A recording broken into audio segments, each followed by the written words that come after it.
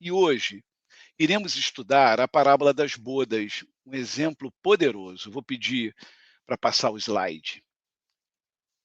Sabes por quê? Parábola das bodas? Porque retrata o reino dos céus como um banquete preparado por um rei, simbolizando, sabe o quê?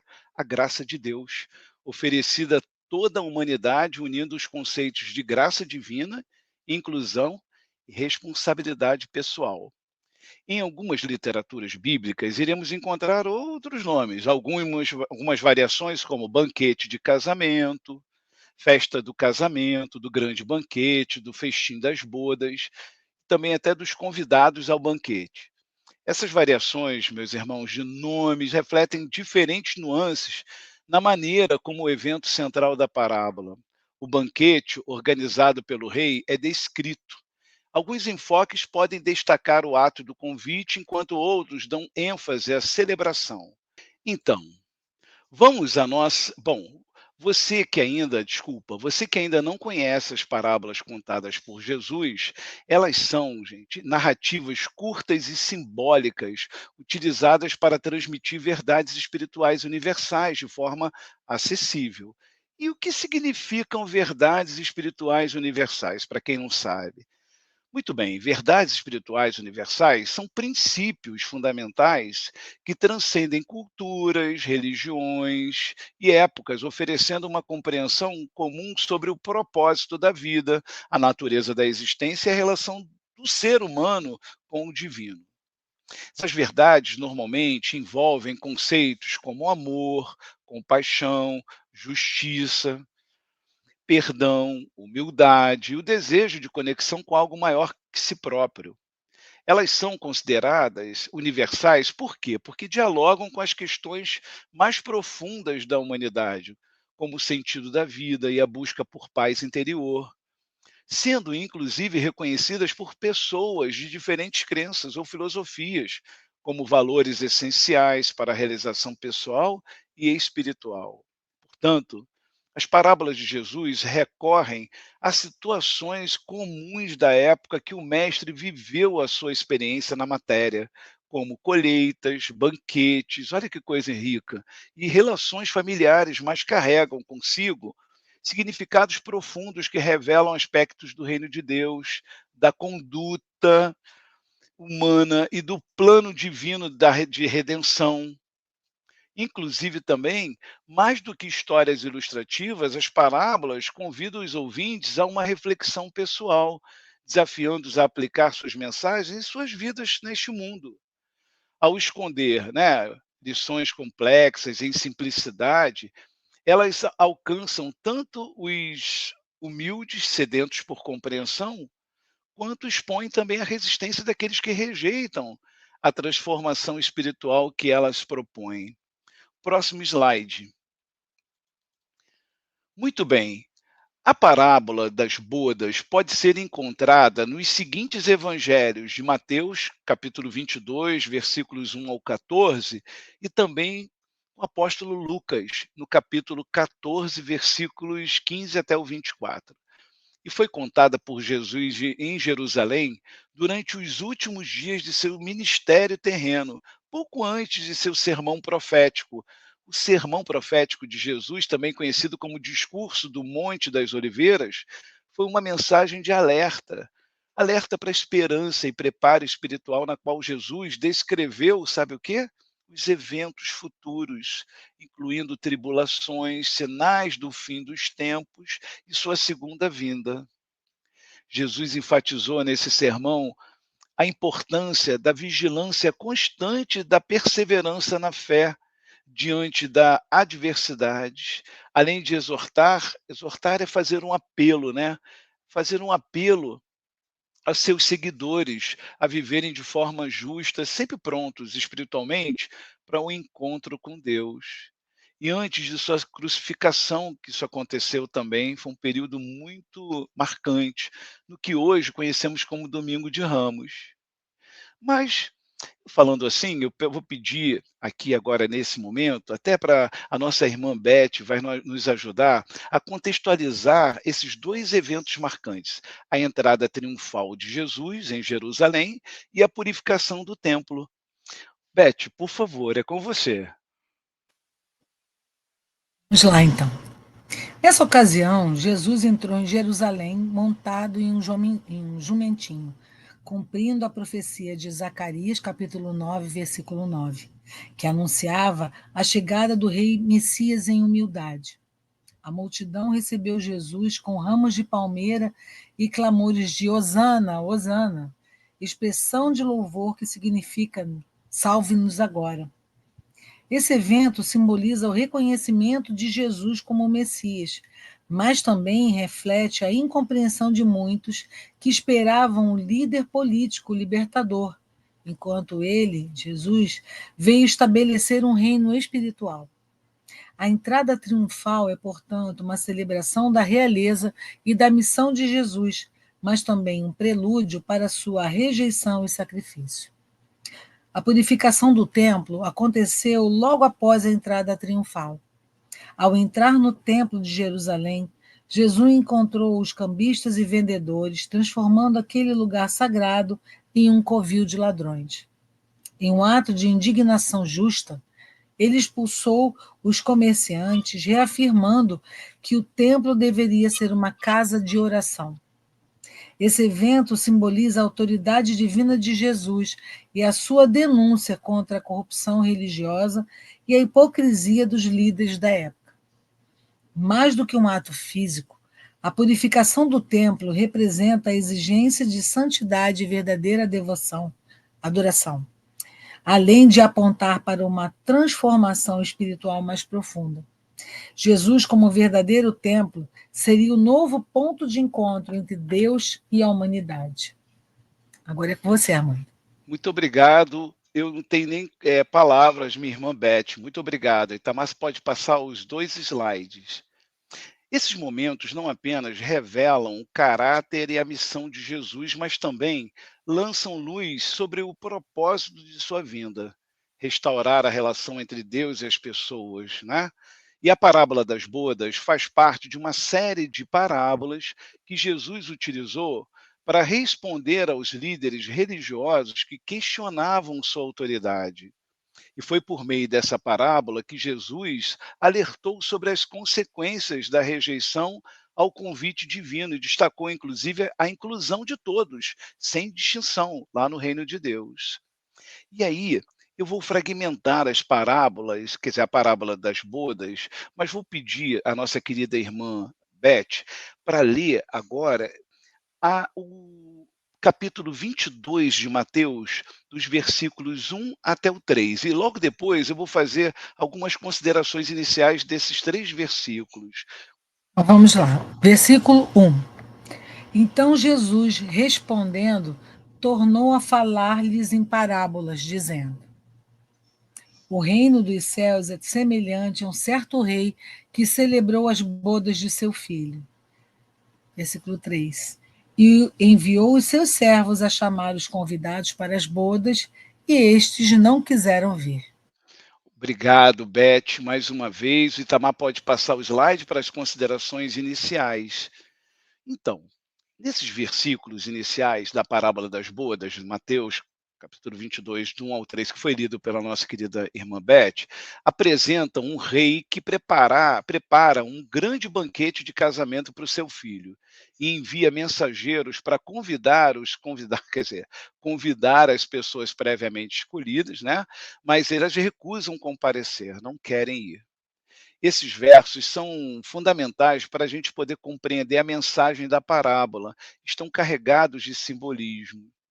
Para a gente poder entender, eu coloquei 3 itens para a gente: o rei e o banquete, os mensageiros e o convite, e a recusa dos convidados. Vamos ver o que a gente tem aqui para poder fazer as nossas considerações sobre o rei e o banquete. O rei representa Deus e o banquete de casamento é uma figura do reino dos céus, enfatizando a alegria e comunhão prometidas por Deus à humanidade. casamento simboliza a união entre Cristo, que é o Filho, e a sua igreja, uma imagem frequentemente usada na Bíblia, desculpa, para retratar a relação entre Deus e o seu povo. Isso, inclusive, está nas cartas de Paulo, em Efésios, no capítulo 5, os versículos 25 até os versículos 27. O texto começa separando o reino dos céus e um rei que prepara um casamento para o seu filho. Segundo a visão espírita, o banquete simboliza a plenitude da vida espiritual e a comunhão com Deus, alcançada por meio do progresso moral e do esforço individual. Na obra O Evangelho segundo o Espiritismo, Allan Kardec destaca que a felicidade plena no reino dos céus é resultado da vivência das leis morais divinas. O casamento, por sua vez, simboliza a união definitiva entre o espírito humano, a noiva, e o Cristo, o noivo, representando a integração espiritual com o amor divino. A gente também trouxe nesse item os mensageiros e o convite para a gente poder entender, né, que os servos enviados pelo rei para entregar os convites são representações dos profetas e mensageiros de Deus ao longo da história. Eles anunciaram o chamado de Deus ao arrependimento e à salvação, como vistos em Jeremias, capítulo 7, versículo 25, e Mateus também, capítulo 23, versículo 37. O rei envia servos para chamar os convidados, mas esses recusam o convite. Um paralelo com a doutrina espírita, a gente poderia imaginar, e pode, na verdade, imaginar, né? Poderia não, pode imaginar os mensageiros serem entendidos como espíritos superiores e missionários que vêm à Terra para transmitir os ensinamentos divinos e convidar a humanidade a seguir o caminho da luz. Obras como Obreiros da Vida Eterna, de André Luiz, psicografada por Chico Xavier, mostram também como os espíritos trabalhadores frequentemente enfrentam a indiferença e a rejeição das pessoas que resistem às mudanças interiores necessárias para o seu progresso, porque é muito difícil. Isso acontece na vida prática. E um outro item importante nesses 3 versículos que a Beth acabou de ler é a recusa dos convidados. O que aconteceu? A rejeição dos convidados reflete a resposta de muitas pessoas ao longo da história, especialmente os líderes religiosos de Israel, que frequentemente resistiram ao chamado de Deus. Essa rejeição, meus irmãos, é mencionada por Jesus como uma atitude de indiferença e rebeldia. Está escrito em João, no capítulo 1, versículo 11. A rejeição ao convite reflete a postura de muitos diante das oportunidades espirituais. Essa recusa está ligada, inclusive, ao apego às coisas materiais, ao orgulho e à resistência em aceitar a necessidade de transformação moral. É como Allan Kardec explica no capítulo 18 do Evangelho segundo o Espiritismo. Muitos são chamados para a regeneração espiritual, mas poucos escolhem atender ao chamado, priorizando interesses terrenos. Meus irmãos e minhas irmãs, esses versículos iniciais estabelecem um cenário de uma oferta divina rejeitada e destacam temas como graça, paciência e responsabilidade humana. Eles ilustram tanto o desejo de Deus em incluir a humanidade em seu reino, quanto a liberdade de escolha que cada indivíduo possui. Eu vou pedir, inclusive, para nossa irmã Beth trazer, nesses versículos iniciais, aproximações com as ideias do nosso querido mentor Paulo de Tarso, é muito importante. Por quê? Eu vou deixar que a Beth traga para a gente essas representações de tempos diferentes, mas que a mensagem ela tem uma mescla, ela consegue fazer pontos de aderência. É com você, Beth. Muito obrigado. Vamos lá, então. A parábola das bodas. Na parábola das bodas, o rei representa Deus que prepara o banquete para celebrar a comunhão com seu povo, enquanto os mensageiros simbolizam os profetas e os apóstolos enviados para anunciar o convite divino, mas enfrentam a rejeição por parte dos convidados. Isso reflete aqueles que resistem ao Evangelho, às mensagens, né, que ali estão contidas. Paulo de Tarso aborda esses mesmos temas em suas cartas, enfatizando a soberania divina, a oferta de salvação e a resposta humana.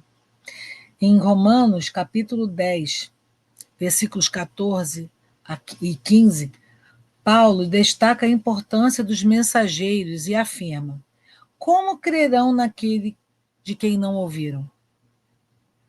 E como ouvirão se não houver quem pregue? Mostrando que o anúncio do evangelho é vital, assim como na parábola. Além disso, a rejeição dos convidados encontra eco em sua carta aos Romanos, capítulo 9, versículos 31 e 32, onde Paulo explora a incredulidade de Israel e sua recusa em aceitar a justiça que vem pela fé. E na segunda carta aos Tessalonicenses, capítulo 1, versículos 8 e 9, Paulo nos alerta sobre o julgamento daqueles que desobedeceram ao chamado de Deus. Por outro lado, a inclusão dos novos convidados ao banquete ilustra a extensão da graça divina, um tema que Paulo declarar que, em Cristo, tanto os judeus quanto os gentios são recursiva da parábola e os ensinamentos de Paulo convergem ao refletir sobre a generosidade do chamado divino, a responsabilidade humana em respondê-lo e as consequências da sua rejeição. Olha, muito obrigado, Beth. E vamos avançar com a leitura do texto da parábola das bodas, segundo Mateus, nos versículos, quer dizer, o capítulo 22, nos versículos 4 até o 8. E logo em seguida, Beth, eu vou fazer as considerações. Por gentileza, Itamar, pode passar. E depois que ela lê, a gente vai colocar as considerações intermediárias desses versículos. É com você, Beth. Então vamos lá, Evangelho de Mateus, capítulo 22, versículos 4 a 8. Depois enviou outros servos, dizendo: dizei aos convidados: eis que tenho o meu jantar preparado, os meus bois e cevados já mortos, e tudo pronto. Vinde às bodas. Eles, porém, não fazendo caso, foram um para o seu campo, outro para o seu negócio. E os outros, apoderando-se dos servos, os ultrajaram e mataram. E o rei, tendo notícia disso, encolerizou-se e, enviando os seus exércitos, destruiu aqueles homicidas e incendiou a sua cidade. Então diz aos servos: as bodas, na verdade, estão preparadas, mas os convidados não eram dignos. Com Olha que você, coisa Armando. interessante. Obrigado, Beth, muito obrigado mesmo. Para a gente poder fazer essas considerações, a gente precisa considerar que esses versículos intermediários da parábola das bodas trazem lições profundas sobre a insistência do convite divino. Deus não desiste, gente. E a rejeição humana persistente e as consequências dessa recusa. Olha só como é que pode. Vamos analisá-los detalhadamente à luz dos ensinamentos espirituais e bíblicos. E aí, nesse slide que eu tenho para fazer essas considerações, eu coloquei 3 itens para a gente poder entender a existência do rei, de Deus, né? A rejeição agressiva dos convidados, que são as pessoas que ainda não querem aceitar, e a ira do rei e as consequências, quer dizer, as consequências disso tudo. Eu vou iniciar com a insistência do rei. O rei, após ser ignorado pelos convidados, envia novamente seus servos com a mensagem de que o banquete está preparado e que os convidados devem vir. Esse ato reflete a paciência e misericórdia de Deus, que não desiste de alcançar a humanidade, oferecendo oportunidades repetidas para participar de sua plenitude.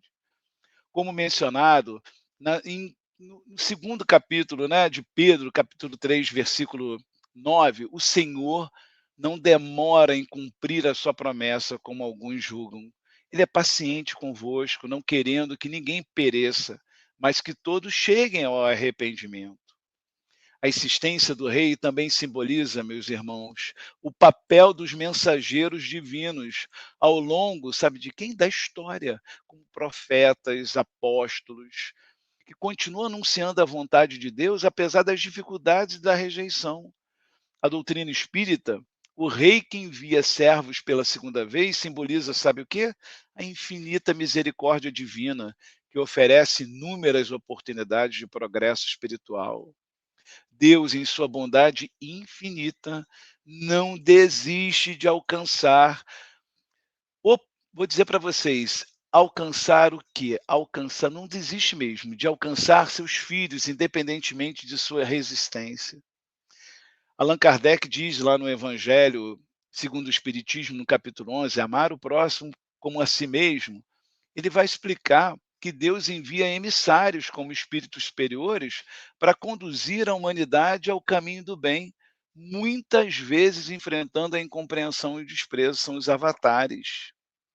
A insistência também reflete a lei do progresso, destacada por Kardec no livro A Gênese, no capítulo 3, que afirma que todos os espíritos são destinados à perfeição, mas cada um avança de acordo com seu livre-arbítrio, enfrentando múltiplos convites para evoluir, seja por reencarnações ou experiências. Isso a gente vê na doutrina espírita. Outro item importante é a rejeição agressiva dos convidados. Somos nós que não estamos ouvindo a palavra de Deus, né? As orientações. Esses convidados, além de ignorarem o chamado, tratam os servos com desprezo e, em alguns casos, até violência, chegando a matar os mensageiros. Esse comportamento reflete a resistência humana à transformação espiritual e ao chamado divino, muitas vezes motivada pelo apego ao materialismo, ao egoísmo, inclusive à indiferença às coisas espirituais. Na história de Israel e do cristianismo primitivo, essa violência contra os servos de Deus foi recorrente, como visto nos exemplos de profetas martirizados e na perseguição aos apóstolos, como foi registrado em Atos capítulo 7, versículos 57 ao 60, com o martírio de Estevão. Os convidados que rejeitam o convite, retornando às suas ocupações diárias, ilustram o apego ao materialismo, inclusive a negligência dos valores espirituais. Um paralelo com a doutrina espírita, essas atitudes refletem o que? A escolha de colocar interesses terrenos acima das questões essenciais da alma. Lá na obra de André Luiz, Obreiros da Vida Eterna, né, psicografada por Chico Xavier, vemos exemplos de espíritos que em suas existências terrenas ignoram repetidamente os chamados para a reforma íntima, atrasando sua jornada evolutiva. A violência cometida, né, contra os servos, representando profetas e trabalhadores do bem, demonstra a resistência humana à verdade espiritual, muitas vezes manifestada em hostilidade ou rejeição aos ensinamentos superiores. Kardec, em O Livro dos Espíritos, na pergunta 932, comenta que o mal e o egoísmo prevalecem frequentemente por causa da predominância dos interesses materiais sobre as virtudes espirituais. Por último, meus irmãos, eu coloquei para esses versículos intermediários a ira do rei e as consequências. A reação do rei à rejeição é severa. Ele destrói os assassinos e queima sua cidade. Essa parte da parábola é interpretada como uma representação das consequências espirituais e até físicas de ignorar o chamado de Deus, né? De acordo com a visão bíblica, a rejeição contínua ao convite divino pode levar à separação de Deus e às consequências da desobediência às leis divinas. A destruição mencionada pode ser relacionada à queda de Jerusalém no ano 70 depois de Cristo, um evento que muitos teólogos interpretam como cumprimento dessa passagem. Na passagem que o rei, em resposta à rejeição e violência, destrói a cidade dos ingratos, simboliza as consequências das escolhas humanas. Fazendo um paralelo com a doutrina espírita, isso não deve ser interpretado como punição vingativa, porque Deus não faz o mal a ninguém, mas como um efeito natural da lei de causa e efeito. Em O Céu e o Inferno, na parte 1, capítulo 7, Kardec vem explicar que Deus é justo e amoroso, mas cada um colhe os frutos de suas ações. As adversidades e sofrimentos são oportunidades de aprendizado e reparação, permitindo que o espírito aprenda com suas decisões. É o livre-arbítrio, gente. No mesmo contexto, a queda de Jerusalém no ano de 70 depois de Cristo, frequentemente associada a esses versículos, pode ser interpretado espiritualmente como um marco de transição, onde antigas estruturas deram lugar à renovação e expansão nos ensinamentos universais trazidas pelo Mestre Jesus. Esses versículos, meus irmãos, sob a perspectiva espírita, destacam a importância de aceitar os convites divinos para a transformação espiritual, priorizando o progresso da alma sobre os valores terrenos. Eles também mostram que, apesar das escolhas equivocadas, Deus, com sua infinita misericórdia, sempre oferece novas oportunidades de aprendizagem e redenção. Como a gente não pode deixar, Paulo de Tarso, nosso mentor, ele traz contribuições fantásticas sobre esses versículos das parábolas, que eu vou pedir à nossa irmã Beth para, por gentileza, apresentar para a gente. Beth, por favor. Vamos lá, então, as considerações de Paulo a respeito dessa parte intermediária, né? Então vamos lá. Na parábola das bodas, a insistência do rei em enviar repetidamente seus mensageiros aos convidados destaca a paciência e a misericórdia de Deus, que oferece múltiplas oportunidades de resposta ao chamado divino, tema profundamente ressonante nas cartas de Paulo. Em Romanos, capítulo 2, versículo 4, Paulo afirma: Ou será que você despreza as riquezas da sua bondade, tolerância e paciência, não reconhecendo que a bondade de Deus o leva ao arrependimento? Refletindo a persistência divina em conduzir os pecadores à salvação. No entanto, a rejeição agressiva dos convidados que atacam os mensageiros simboliza a resistência ao evangelho e a perseguição aos que o anunciam, algo que Paulo experimentou em sua própria missão, conforme relatado em Coríntios 2, capítulo 11, versículos 23 a 25, onde ele descreve os sofrimentos enfrentados como apóstolo do Cristo. Esta rejeição não passa despercebida, e a ira do rei na parábola, que resulta na destruição dos rebeldes, encontra paralelo na mensagem paulina sobre o justo julgamento de Deus. Em 2 Tessalonicenses, capítulo 1, versículos 6 a 8, Paulo declara: é justo da parte de Deus retribuir com tribulação aqueles que os atribulam e dar alívio a vocês que estão sendo atribulados. Quando o Senhor Jesus foi revelado do céu com seus poderosos anjos em chama de fogo trazendo punição. Assim, tanto na parábola quanto nas cartas de Paulo, emerge o equilíbrio entre a graça persistente de Jesus e as consequências inevitáveis para os que rejeitam seu chamado. Obrigado, Beth. Maravilha, muito bacana. Eu vou pedir para o próximo slide, que a gente vai ler agora os versículos finais dessa parábola maravilhosa.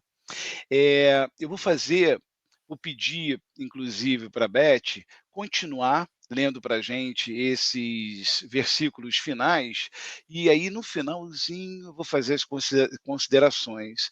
Beth, é com você de novo, só parei para poder te agradecer. Nada, vamos lá então. Então, agora são os versículos de Mateus, capítulo 22, versículos 9 a 14. E depois as saídas dos caminhos, e convidai para as bodas a todos que encontrardes. E os servos, saindo pelos caminhos, ajuntaram todos quantos encontraram, tanto maus como bons, e a festa nupcial foi feita de convidados, foi cheia de convidados. E o rei, entrando para ver os convidados, via ali um homem que não estava trajado com veste de núpcias. E disse-lhe: Amigo, como entraste aqui, não tendo veste nupcial? E ele emudeceu. Disse então o rei aos servos: Amarrai-o de pés e mãos, levai-o e lançai-o nas trevas exteriores. Ali haverá pranto e ranger de dentes, porque muitos são chamados, mas poucos escolhidos. Olha que maravilha, gratidão, minha irmã Beth.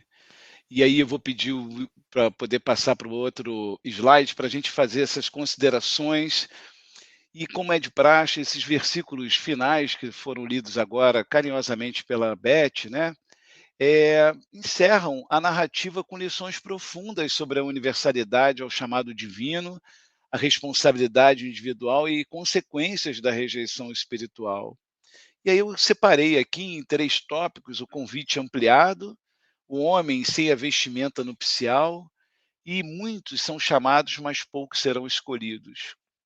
Para a gente poder analisar um pouco aqui, o convite ampliado. Após os primeiros convidados rejeitarem o chamado, o rei ordena que os servos saiam pelas ruas e convidem a todos, bons e maus, para o banquete.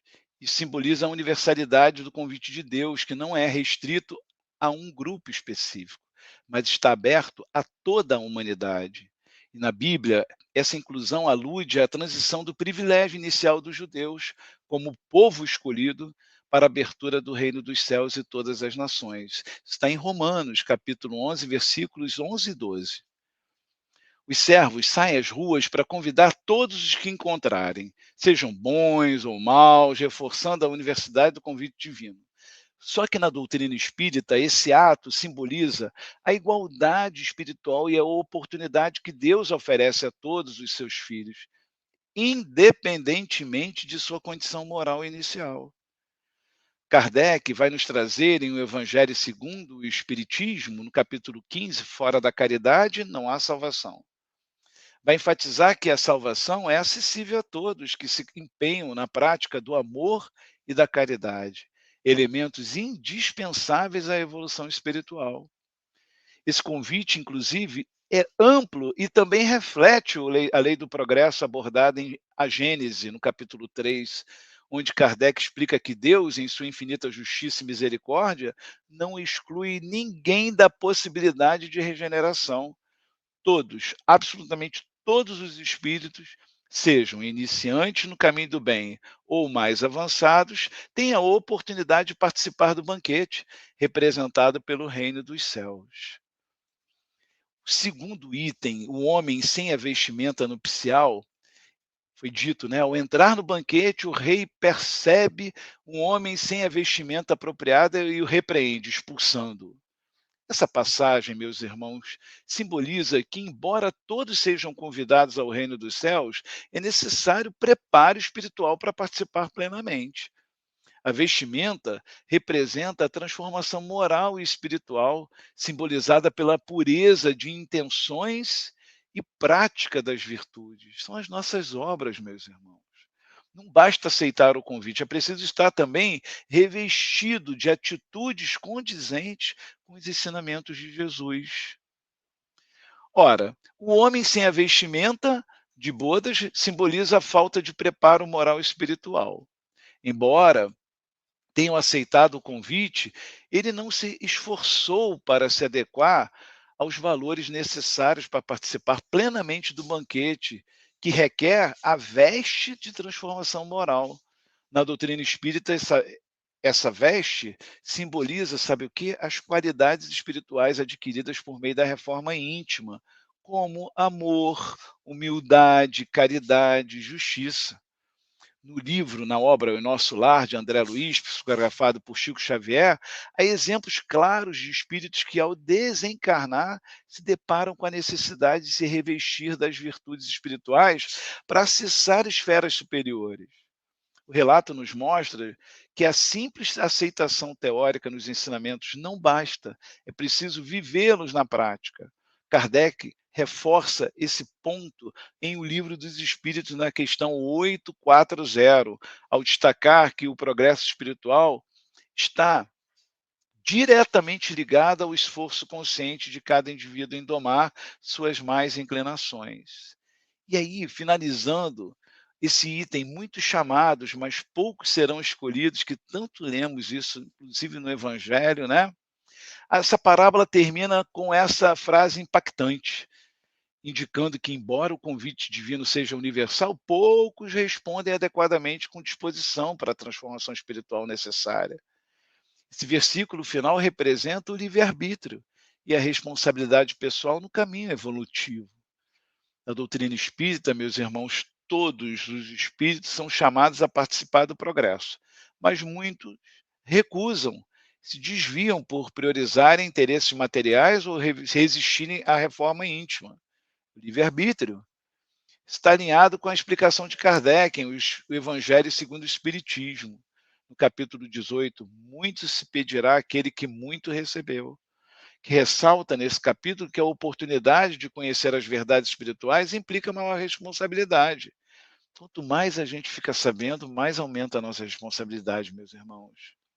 Essa frase também reforça que, enquanto o convite é universal para todos, o acesso às esferas superiores e a comunhão plena com Deus, existe trabalho constante na edificação do bem. É necessário revestir-se de virtudes e colocar em prática os ensinamentos do Cristo, como indicado na mensagem dos Espíritos em O Céu e o Inferno, lá na parte 2, o Código Penal da Vida Futura. E para finalizarmos esse estudo, trazemos novamente Paulo de Tarso, que nos oferece um banquete de fios condutores que nos possibilita conectarmos com as mensagens desses versículos finais das bodas. Eu vou pedir então a nossa querida irmã Beth para apresentar-nos. Por favor, irmã. Vamos lá então as considerações sobre esses versículos, né, os versículos finais. Na parábola das bodas, o convite ampliado representa a extensão universal da graça divina, onde o rei convoca não apenas os convidados originais, mas todos que se encontram pelos caminhos, simbolizando a inclusão dos gentios e dos marginalizados. Esse tema é fortemente alinhado com as palavras de Paulo em sua carta aos Efésios, capítulo 2, versículos 17 e 18, onde ele escreve: Ele veio e anunciou a paz a vocês que estavam longe e a paz aos que estavam perto, pois por meio dele, tanto nós como vocês temos acesso ao Pai por um só Espírito. Essa oferta ampliada ressalta a universalidade do Evangelho. Contudo, o homem sem a vestimenta nupcial, expulso do banquete, remete à preparação espiritual e ao compromisso com a santidade, um tema central em Romanos, capítulo 13, capítulo 13, versículo 14, onde Paulo exorta: revistam-se do Senhor Jesus Cristo. Isso demonstra que a mera presença no convite não é suficiente. Há uma exigência de transformação interior. Por fim, a afirmação de que muitos são chamados, mas poucos são os escolhidos, destaca o conceito de eleição e soberania divina, profundamente abordado por Paulo em Romanos, capítulo 8, versículo 30, onde ele afirma: aqueles que predestinou, também os chamou, aos que chamou, também justificou, e aos que justificou, também glorificou. Assim, a parábola e as cartas de Paulo convergem na revelação de um Deus que oferece muita graça abundantemente, mas exige fidelidade e transformação daqueles que atendem ao chamado. Que bonita mensagem, né? Linda, excelente, excelente, excelente. Muitíssimo obrigado, Beth. Assim, você foi uma pessoa fantástica. E esses Imagina. versículos, esses versículos finais, meus irmãos, sob a ótica espírita, mostram que Deus oferece oportunidades iguais a todos. Mas cabe a cada um aceitar o chamado, preparar-se espiritualmente e assumir a responsabilidade por suas escolhas. A parábola das bodas destaca a importância do esforço na transformação moral, evidenciando que o reino dos céus é fruto do mérito espiritual conquistado por meio do amor, da caridade e da vivência dos valores eternos. Portanto, todos vocês, meus queridos irmãos, minhas queridas irmãs, chegamos ao final desse estudo maravilhoso sobre as parábolas de Jesus e só podemos agradecer imensamente a sua paciência, atenção e disposição para formar essa corrente do bem. Muito obrigado, Beth, muito obrigado a todos vocês.